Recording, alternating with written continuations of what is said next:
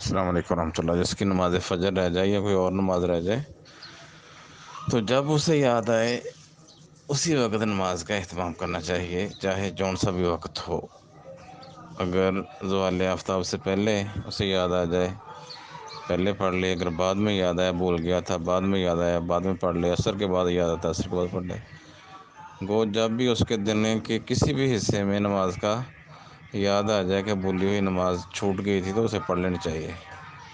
یا نماز میں تاخیر ہوگی تو بلا تاخیر جو ہی وضو کرے طہارت کا ضروری اہتمام کرنے کے بعد فوراً اس کو نماز شروع کر دینی چاہیے، چاہے سورج طلوع ہو رہا ہے، زوال کا وقت ہے، غروب آفتاب کا وقت ہے.